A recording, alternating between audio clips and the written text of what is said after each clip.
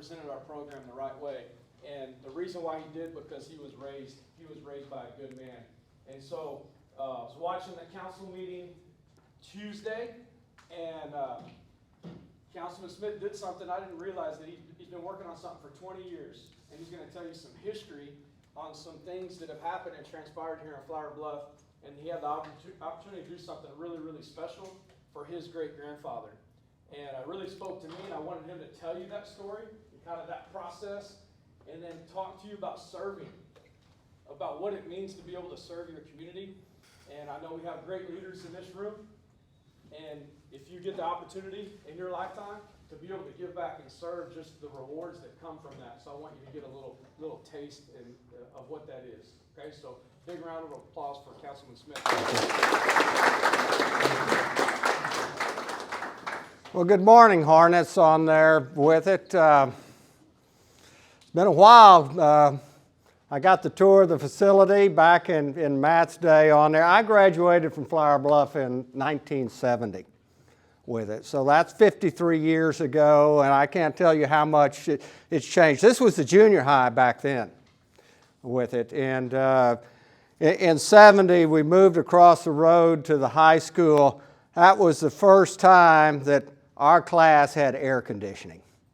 So before that, we were sitting there in the old junior high. You had the windows up on it, and this time of year, you know, it was hot. You're swatting the gnats and listening to the planes fly over and things like that, how things have changed. But Coach asked me to come here, a little bit of history. So we all know where Don Patricio Street is, right? So Don Patricio, that's named after Patrick Dunn. Patrick Dunn was my great-grandfather on there. He was born in Corpus Christi in 1858. And his parents came over from Ireland. And Ireland, when they came over, they called it the famine. 8 million people in Ireland at that time. 2 million died of starvation. 2 million immigrated with it. And they were one of, his parents were one getting out of the starving land, looking for opportunity. So they came to South Texas. South Texas then, they got here in 1849.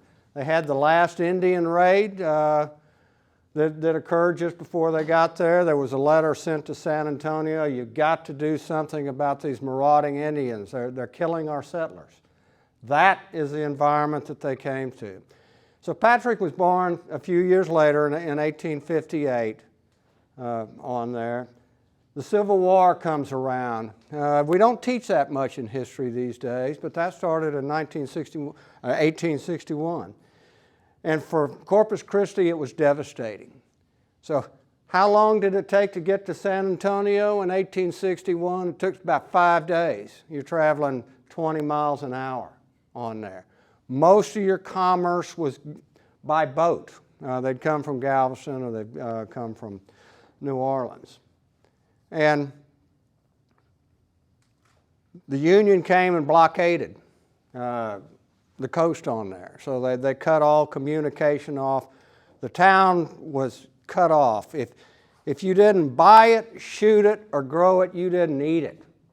They didn't have any groceries. They didn't have any clothes. They didn't have any lumber. They didn't have squat.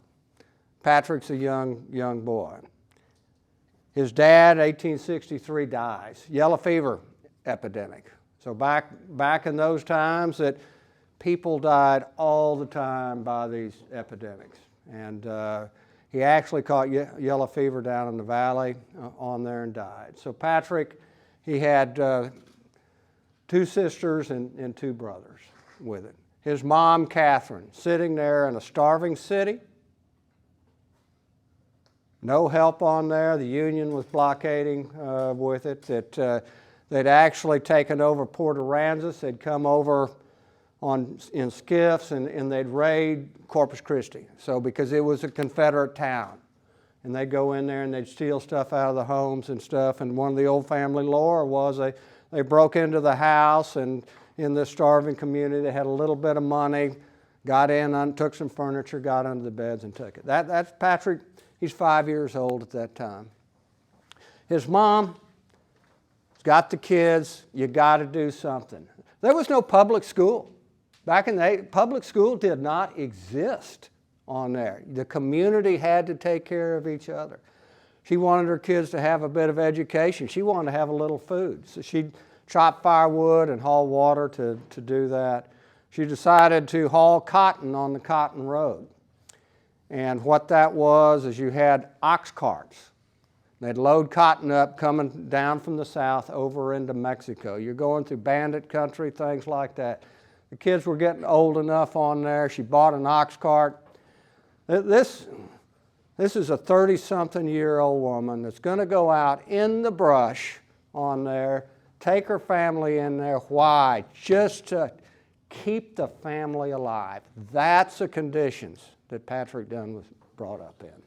The war ended on there. She sold the ox cart. They bought a lot over there where the Harbor Bridge is, where they grew up. When you make that turn to go up to the Harbor Bridge, that's where the house was. So it was a 3-room house.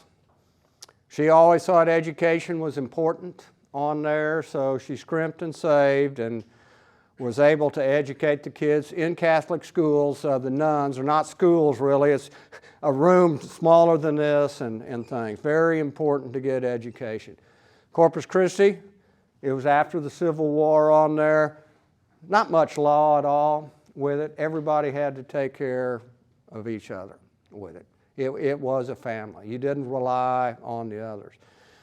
In 1875, Patrick's 16 years old. And they had it, it was called the Noakes Raid on there. You had some bandits come up from Mexico. There were about 100 of them.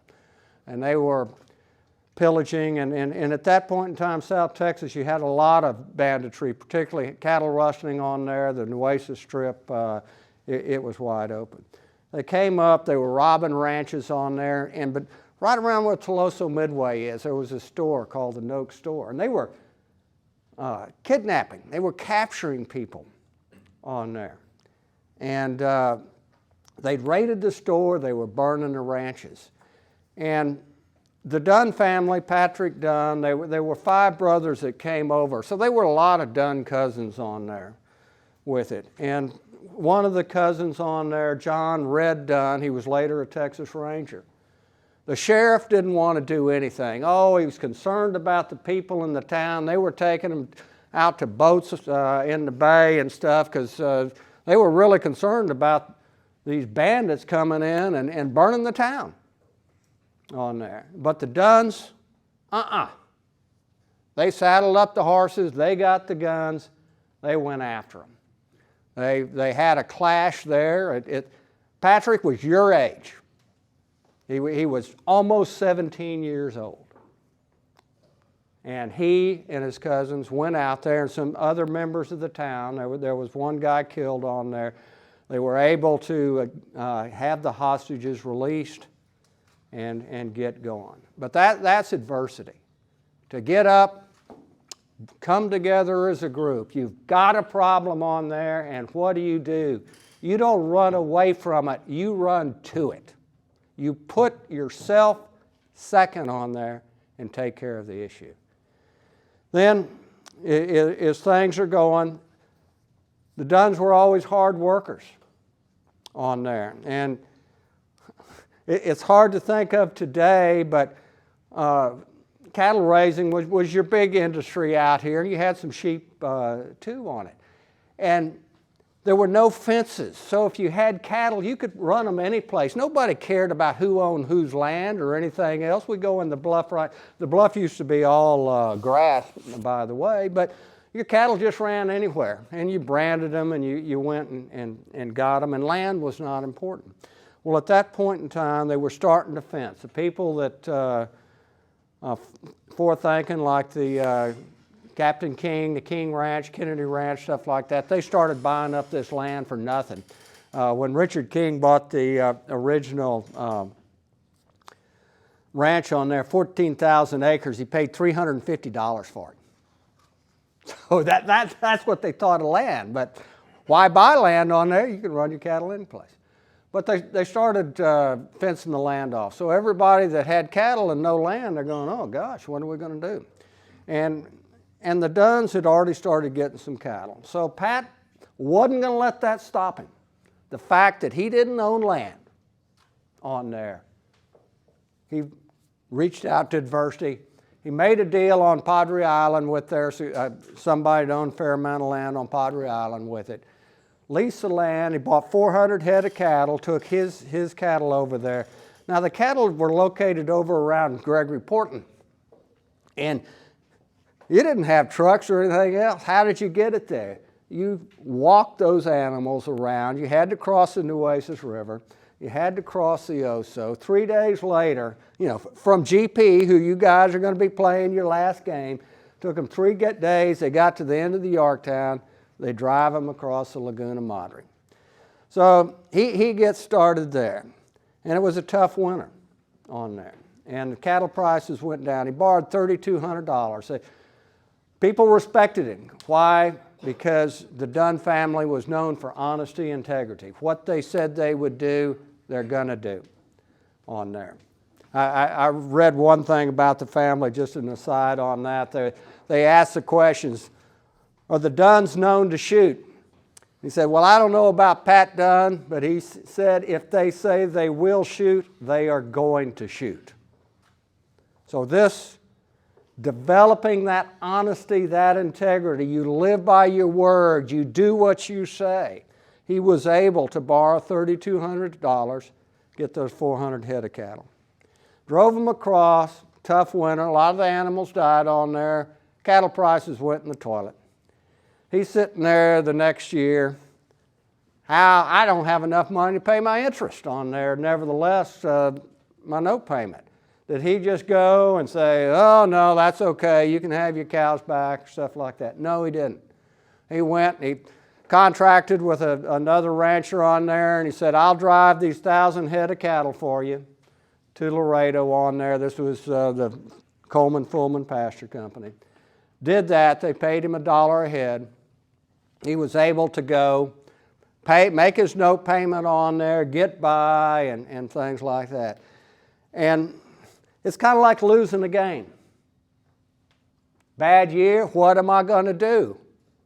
You're going to move ahead, you're going to do right, you're going to work hard, you're going to figure out how you can win that next game, how you can make that note payment. Moving forward on there, through that work ethic, working with his family on there, doing the right thing, he was able to buy not all of Padre Island, just the first 90 miles.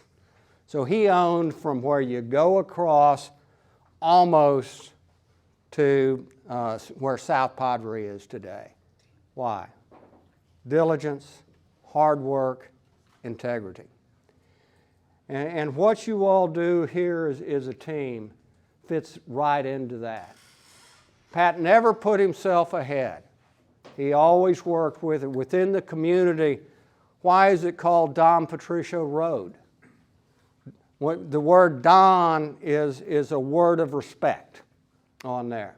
The people of the community, the people he worked with, because he had that respect, because he worked hard, because he treated everybody the same. He was Don Patricio, not Pat, not Mr. Dunn, but Don Patricio. And one last thing about him too, he always, education was very important to him. And he served 3 terms in the state legislature on there, so I inherited some of his political side with it. But when he got there with it, public schools were starting to come up on there, but the cities were responsible and the counties were responsible for education. And they were starting to have school districts with it. He sponsored more school districts than any other member of the legislature at that time. So Bishop, Fremont, Calallen, Port Aransas, Alice, Pat Dunn sponsored the legislation to create those school districts. He sponsored legislation to have a county superintendent because, again, at the time where he said all Texans deserve of equal education. The last bill that he did on education was the South Texas Normal School. Now, you could ask 28 million people as citizens of this great state of Texas on there, what is the South Texas Normal School? Probably 5 would be able to answer. Texas A&M Kingsville. It started at South Texas, that was 2015. He didn't get that legislation signed to the governor the next session on there, just in the way politics works, they got it through. He wasn't able to finish South Texas Normal A&M Kingsville, but he started it. And then on conservation, in a matter of respect with it, that he was chairman of the Fish, Game, and Oyster Commission, you call it Parks and Wildlife now. What kind of legislation did he do? He outlawing netting during certain times in the back bays in Laguna Madre on there. He protected the pelicans on there. One thing was said, he said, I represent not only 2 legs, but 4-legged too. So you took that attitude. This is the greater community with it. So you go out there and the greater good is what it is. And he always, family was extremely important with him, that every Sunday that the family met on there, they sang hymnals on Sunday morning with it. So he always knew that he was a minor player, respect for the community, respect for the church, respect for family. That was Pat Dunn. So when you drive down Don Patricia Street, and they named that new bridge on the island, that's what Coach was talking about, they named it after him. But it's part of that. And when he died, to close it out, in his obituary, he was 79 years old on there. My granddad told me this story, but Corpus didn't even have a hospital till 1911. But when he was sick, he would drink a quart of buttermilk. That was his doctor was a quart of buttermilk. He said, Burton, I got a quart of buttermilk, but it didn't save the day then. But in his obituary, they said that this was a man that truth, his word was his bond, and when Pat Dunn said something, you could always, people remember him as the Duke of Padre Island. But the important thing to him was honesty, integrity, and a constant good humor. So through his life, through the adversity, always being able to laugh. Well, guys, do a great job on there. I know you will. Well, you've got quite a tradition with it. And back on to state, right? Yes, sir. Okay. Thank you.